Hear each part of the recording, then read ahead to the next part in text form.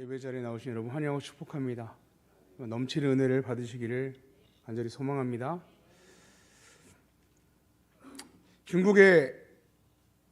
중국으로 이제 보내진 선교사 허드슨 테일러라는 분이 있습니다. 지금은 안 계시는데요. 이 선교학을 배울 때 이분을 현대 선교의 아버지라고 부르고 있습니다. 왜 그러냐면요, 당시 대부분 이제 중국으로 선교를 나가는 선교사들은 항구 주변 혹은 대도시 위주로 선교를 했습니다. 그러니까 접근하기 쉽고 자기들도 살아가기 어렵지 않고 어쨌든 사람들이 많이 있는 곳에 선교를 했죠. 큰 도시 중심으로 선교를 했습니다. 하지만 이 허드슨 테일러 선교사는 그 안에 들어간 내지 선교를 했어요. 깊이 들어가서 마을 다니면서 선교를 하죠. 그리고 또 그 복장도 좀 특이했습니다. 중국 사람처럼 변발을 하고요, 또 중국인들의 옷을 입고 선교를 한 거예요. 더 친숙하게 다가가기 위해서 이 방법을 쓴 거죠. 지금까지 선교 역사에서 그렇게 선교를 한 사람이 없었기에 그 테일러 선교사에 대해서 현대 선교의 아버지라 부르게 된 것이죠. 이후로 많은 선교사들이 거기에 영감을 받아서 그와 같이 정말 깊숙이 들어가서 하는 선교, 그들과 좀 동화돼서 하는 선교들을 많이 하게 되었습니다. 근데 어느 날 한 청년이 이 테일러 선교사의 이제 전하는 복음을 듣고 안에 감명을 받은 거죠. 그리고 이제 이런 말을 합니다. 저도 이제부터 세례를 받고 성도가 되길 원합니다. 그러기 위해서 성경을 몇 장을 읽어야 될까요? 혹은 뭐 신앙의 그 연조는 얼마나 돼야 제가 이렇게 될 수 있습니까? 이렇게 질문을 해요. 만약에 여러분 성도님들에게 이렇게 질문한다, 뭐라고 대답을 하실래요?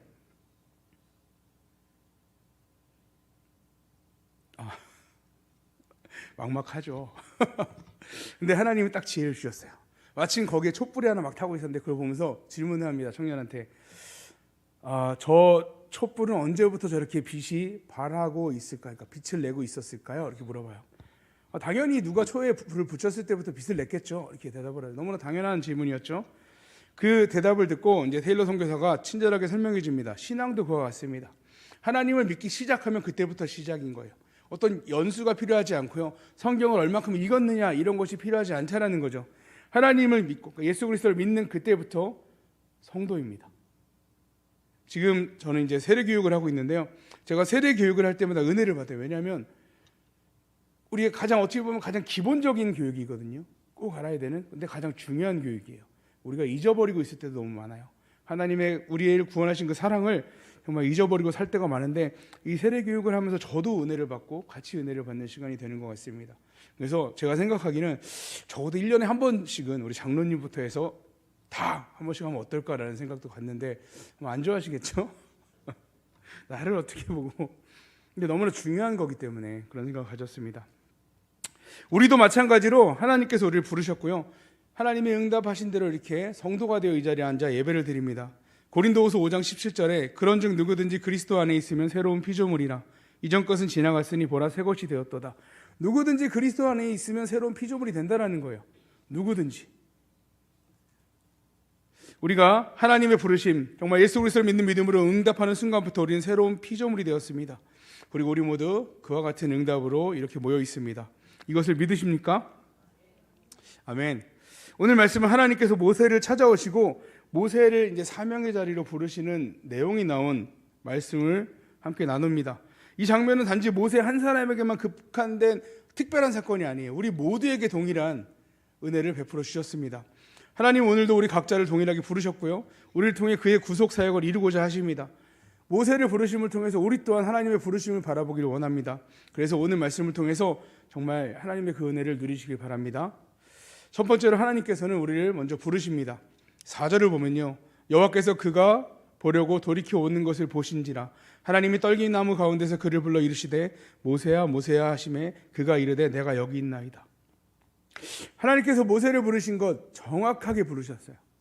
모세 입장에서 너무 깜짝 놀라지 않았을까요? 광야 한가운데서 갑자기 뭐 특이한 모양이 있어서 나갔는데 자기를 부르시는 거예요. 정확히 하나님이 우리를 부르실 때 개인적인 부르심으로 부르십니다. 각각을 딱딱 집어서 부르세요. 우리 뭉태기로 부르는 게 아니에요. 오순절에 성령이 임하신 사건도 보면 각자에게 다 성령이 불의어처럼 임했던 사건을 봅니다. 하나님이 우리를 개인적으로 불러주셨습니다. 모세가 이제 이런 상황이 어떻게 된 거면, 이런 우리가 너무나 잘 알지만 한 번 더 살펴보기 원합니다. 히브리인으로 모세는 태어났습니다. 이스라엘 백성, 그때 당시에 이제 나라는 없었죠. 히브리인에서 히브리인으로 그러니까 이집트에서 태어납니다. 바로의 명령이 있었어요. 히브리에 태어나는 남자 아이들을 모두 다 죽여버려라. 태어나는 족족 죽여라는 명령이 있는 상황 속에서 그 부모 엄마 아빠가 역청을 바른 바구니에 모세를 집어넣고 나일강에 띄어 보냅니다. 뭐 하나님께 맡긴다라고 우리가 이제 좋게 보는 거지만 유기한 거죠. 예, 그리고 바라보죠. 이 나일강에 실려 버려진 모세는요, 흘러 목욕을 하러 나온 바로의 딸, 그러니까 그 집권자의 공주죠. 공주에게 발견이 돼요. 그리고 공주는 그 마음에 이 아이를 나의 양자로 삼아야겠다라는 마음을 먹고요. 그리고 모세를 그 이집트의 엄청난 교육원에서 왕의 교육들을 받으며 자라게 됩니다. 그리고 더 놀라운 것은 이건데요. 그가 40대까지 이집트 왕자로 자랄 때 그의 엄마를 보모로 삼았다라는 거예요. 이는 하나님이 그 계획을 세워주신 거죠. 이 모세가 이집트에서 자라지만 엄마를 통해서 신학교육을 받을 수 있게 해준 거예요. 그러니까 엄마가 자기가 길러야 되는데 모든 비용은 이집트에서 다 대주고 양육은 엄마가 하는 놀라운 상황이 벌어진 거죠. 그래서 그가 히브리인으로서의 정체성을 잃지 않고 자라납니다. 하나님께서 어머니를 통해서 그 마음에 심어준 그 히브리인 이스라엘 백성이라는 그 마음으로 인해서 애굽 사람이 이집트 사람이 히브리인을 때리는 걸 보고 그 안에 의분이 일어나서 때려 죽여버립니다. 이집트 사람을 죽여버려요. 그리고 살인자로 도망자의 신세가 됩니다. 모세는 살아남기 위해서 미디안 광야로 도망쳤고 미디안의 제사장 이드로의 딸과 결혼을 합니다. 그리고 40년간의 양치기로 광야의 삶을 살게 되었습니다. 자, 왕자로서 40년 살았고요. 양치기로서 40년 살았어요. 그럼 몇 살일까요? 80세요. 80세에 지금 이 일을 하나님을 만나는 놀라운 경험을 하게 된 것입니다. 미디안 땅에서 양을 치며 평범한 일생을 보내고 있었고요. 모세에게 특별한 계획이 없었어요. 그냥 그의 계획은 이거예요.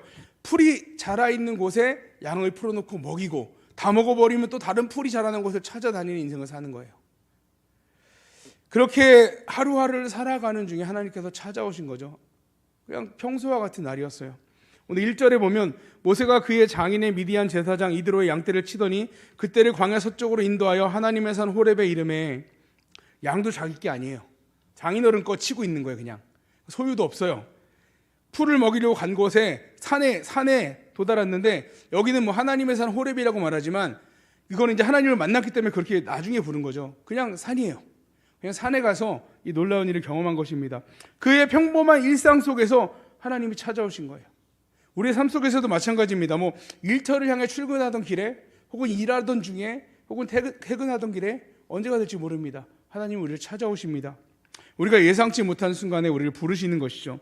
우리의 삶이 힘들고 지쳐 있을 때도 우리의 삶이 안정되어 있을 때도 언제든지 하나님 우리를 부르십니다. 하나님께서 지금 이 순간 우리에게 동일하게 모세에게 주셨던 말씀을 우리에게도 주시는 것입니다. 하나님께서 이제 모세를 부르시고요. 그에게 하나님의 계획과 뜻을 알려주십니다. 우리는 그 부르심에 반응해야 합니다. 두 번째로 반응해야 돼요. 모세는 하나님의 부르셨을 때 처음에 놀라고 두려웠습니다. 깜짝 놀랄 일이죠. 갑자기 자기 자신을 부르는 소리가 들렸으니까요. 먼저 놀란 게 있어요. 2절 3절을 보면 이런 말씀이 나와 있는데요. 여호와의 사자가 떨기나무 가운데로부터 나오는 불꽃 안에서 그에게 나타나시니라. 그가 보니 떨기나무에 불이 붙었으나 그 떨기나무가 사라지지 아니하는지라. 이에 모세가 이르되 내가 돌이켜 가서 이 큰 광경을 보리라. 떨기나무가 어찌하여 타지 아니하는고 하니 그때 모세는 평생 처음 보는 장면을 봅니다. 뭐 떨기나무는 언제나 볼 수 있는 나무예요. 그냥 이렇게 나무가 쭉 올라오고 거기서 머리카락처럼 이렇게 딱 가지들이 내려와요. 얇은 가지들이 바가지 씌워놓고 머리 자른 것처럼 이렇게 생겨 있어요. 쫙 내려오는 그 나무인데 만약에 거기에 불이 붙는다면 그냥 금세 호로록 타버릴 그런 얇은 가지들이에요. 큰 뭐 아름드리 나무가 아닙니다. 그런데 지금 모세가 보고 있는 장면은요. 불이 붙었는데 사라지지 않고 계속 떨기나무가 사라지지 않고 있어요. 그런 장면을 보고 있습니다. 그 속으로 이제 생각하죠. 야, 내가 돌이켜 가서 이 놀라운 장면을 한번 봐야겠다. 이 생각 갖고 막 거기로 가요. 연약하고 금세 불에 타 없어질 떨기나무가 여호와의 사자가 그 불꽃 안에 나타나니까 나무가 타지 않은 거예요. 지금 모세의 상황이 그거 같습니다. 마치 연약한 떨기나무와 같은 상황 속에 살아가고 있는데요. 이 모세에게 하나님이 임하시니까 그의 인생이 바뀌는 거죠. 쉽게 타버리지 않는 인생으로 바뀌는 거예요. 지금 모세의 모습 같이 정말 연약한 떨기나무와 같은 그 상태에 이전에 이집트 왕자로 있을 때는 정말 겁날 것이 없었고 자기가 뭔가를 할 수 있어서 할 수 있을 것 같다는 생각으로 히브리인을 괴롭히는 애굽 사람, 이집트 사람을 때려 죽였지만 할 수 있는 게 아무것도 없었습니다. 하지만 이제는 실패하고 지금까지 와서 자기의 소유도 아니고 장인의 소유의 양을 치고 다니는 상황 속에 정말 떨기나무와 같이 연약한 신세가 된 상황 속에서 하나님을 만난 것입니다. 좀 뭐를 가졌거나 약한 높은 지위에 있다고 교만하다 할지라도 우리의 능력으로요, 우리의 가진 어떠한 것으로도 우리는 구원받을 수 없습니다. 방법이 없어요. 구원에 이룰 수 있는 건 오직 하나님을 만나는 것밖에 없습니다. 예수님의 십자가의 보혈연을 믿는 것밖에 없습니다. 그 외에는 우리가 구원받을 방법이 없습니다. 오늘 4절에 여호와께서 그가 보려고 돌이켜 오는 것을 보신지라 하나님이 떨기나무 가운데서 그를 불러 이르시되 모세야 모세야 하시매 그가 이르되 내가 여기 있나이다. 그 떨기나무 가운데서 하나님이 지금 모세를 부르시고 계십니다. 우리는 이러한 하나님의 부르심에 즉각적으로 응답해야 합니다. 미루면 안 됩니다. 하나님께서 부르심을 깨닫는 순간 하나님께 응답하며 나아가야 됩니다. 하나님께서는 떨기나무같이 나약한 나를 부르시고 사용하여 주십니다. 이와 같이 모세를 부르신 하나님께서 명령을 하시는데 이런 명령을 하세요. 5절에 하나님이 이르시되 이리로 가까이 오지 말라. 내가 선 곳은 거룩한 땅이니 내 발에서 신을 벗으라. 왜 신을 벗으라 했을까요? 신발은 뭐 인간의 더럽고 타락한 풍성을 드러내기도 한다라고 하는 신학자도 있는데요. 지저분한 게 다 묻어 있잖아요. 거기 모든 죄악된 장소를 걸어가고요, 모든 악한 곳을 걸어낼 때 신었던 신발이에요. 하나님께 나올 때 그것을 벗어버리라는 거죠. 거룩하신 하나님 앞에 나갈 때 우리는 우리의 죄악을 회개하고 돌이켜야 합니다. 나의 고집이나 생각을 버려야 돼요. 이거 없으면 안 되는데, 이거 꼭 있어야 되는데, 광야를 걸 때 신발이 없다는 건 정말 치명적인 약점이 되는 것입니다. 요즘 그 황토길 걷는 게 유행인데 혹시 걸어보셨나요? 성남에 되게 많더라고요, 황토길이. 저도 한번 걸어봤는데 느낌이 참 묘해요. 뭔가 이렇게 질퍽질퍽하고 쑥쑥 들어가고 막 발목 어떤 데 무릎까지 들어가는 위치도 있고 막 걸어가는데요. 참 잘 해놨습니다. 한번 걸어보시기 바랍니다.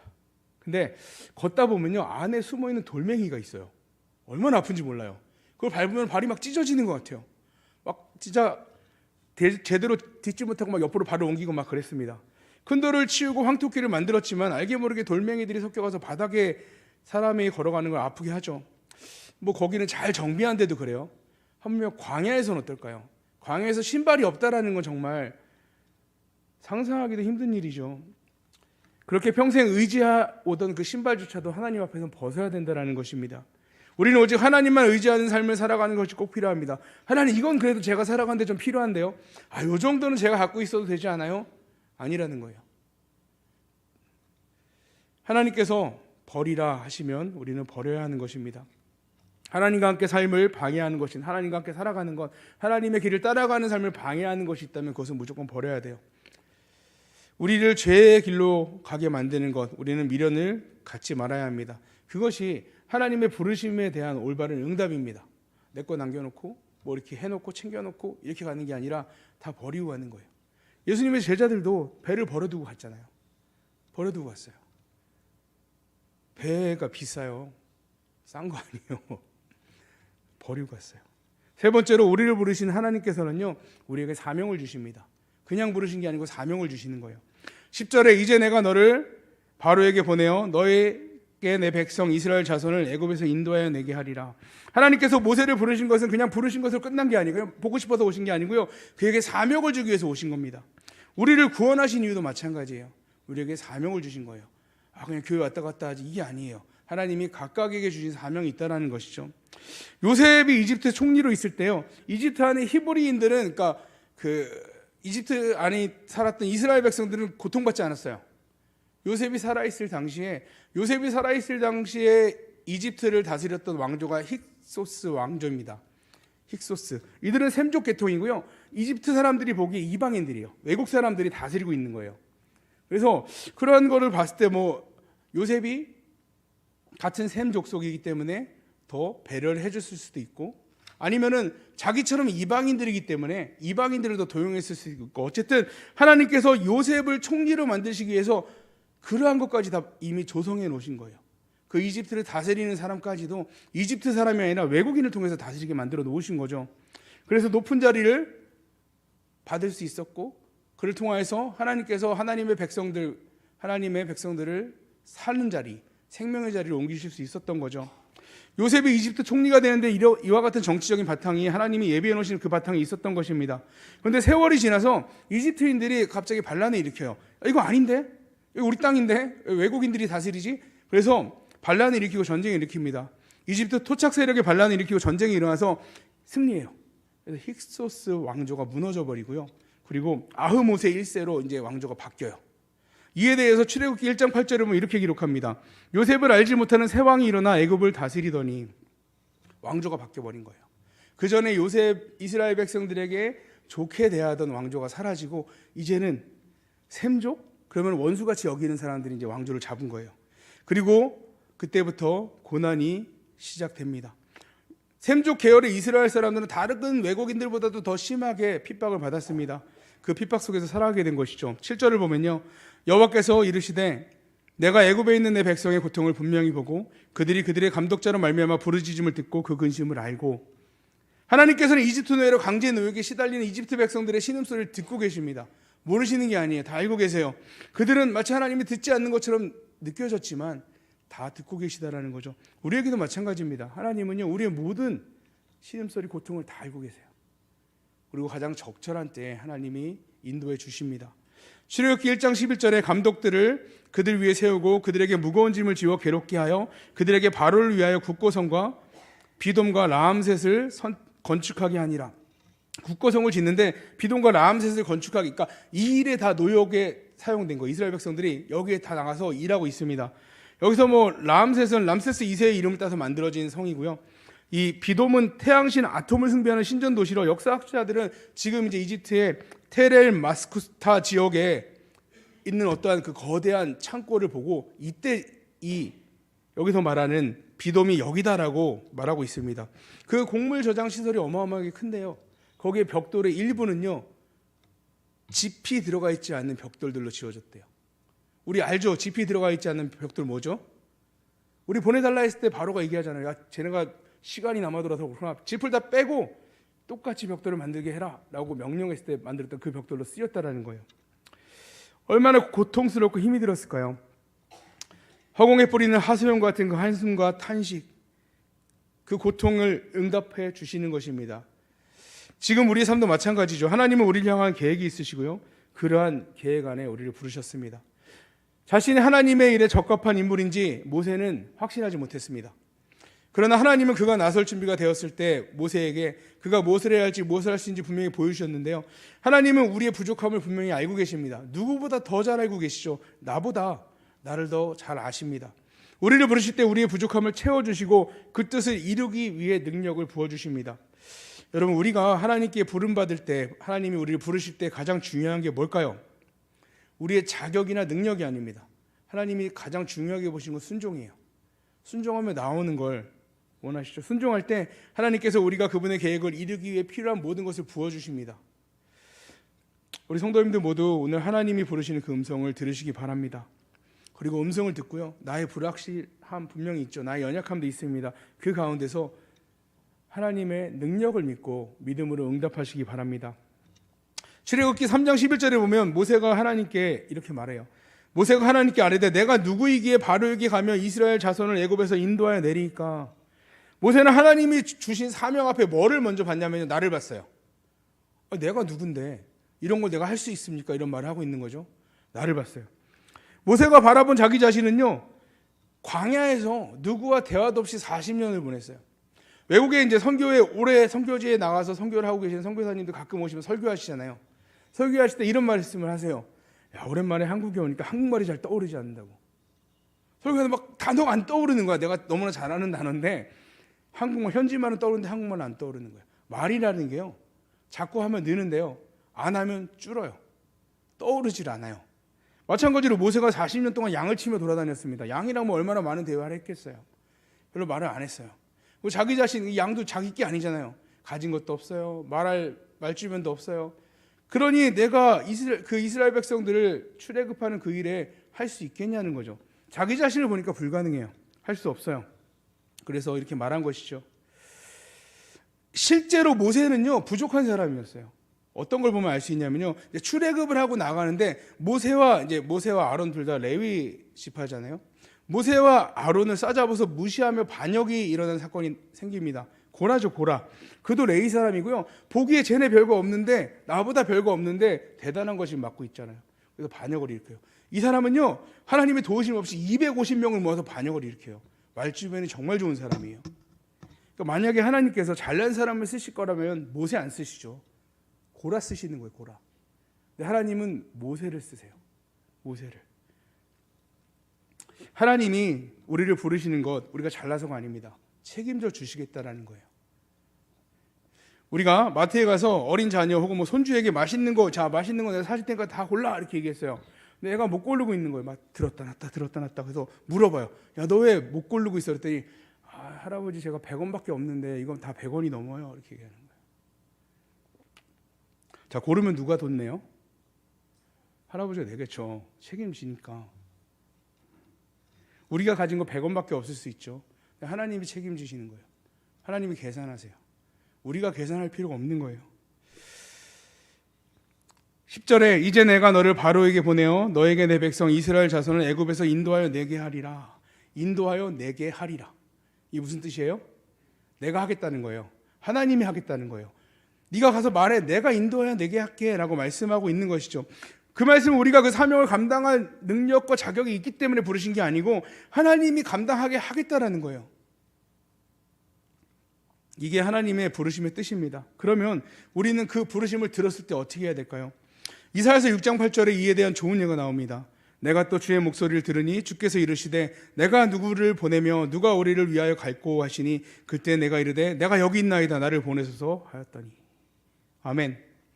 즉각 응답하고 순종해야 합니다. 주님, 내가 여기 있습니다. 나를 보내주십시오. 그러면 따라 보겠습니다. 주님, 내가 여기 있습니다. 나를 보내주십시오. 아멘. 정말 우리는 이것만 하면 돼요. 하나님이 다 채워주시고 인도해 주십니다. 우리의 부족한 것 하나님이 채워주십니다. 내가 가진 거 얼마인지 다 알고 계세요. 그래도 부르신 거예요. 모르고 부르신 거예요. 속았네. 겉으로 볼 때 안 그런 줄 알았는데 아니에요. 다 알고 계세요. 모세가 광야에서 10년을 더 보낸다고 뭐 더 바뀔까요? 더 나아질까요? 나이만 10살 더 먹어요. 90 되는 거예요. 90. 우리는 하나님이 주신 역할에 충실히 응답함으로써 하나님의 구원의 계획을 이루는 그 도구로 쓰임받아야 합니다. 오늘 우리는 하나님이 모세를 부르신 장면을 통해서 하나님의 부르심과 임재 그리고 하나님의 계획에 대해 함께 살펴보았습니다. 아버지 하나님께서 우리를 부르시고 아버지의 뜻을 이루시기에 도구로 사용하시기 원합니다. 우리를 쓰시기 원해요. 우리 성도님들 모두 그 부르심에 응답하시기 바랍니다. 하나님, 제가 여기 있습니다. 저를 사용하여 주시옵소서. 담대하게 고백을 하며 나가기 위해서 축복합니다. 정말 이 하나님의 이 구원의 사역에 참여할 때 하나님의 영광이 우리의 삶에서 충만하게 나타나게 될 줄 주님의 이름으로 축복합니다.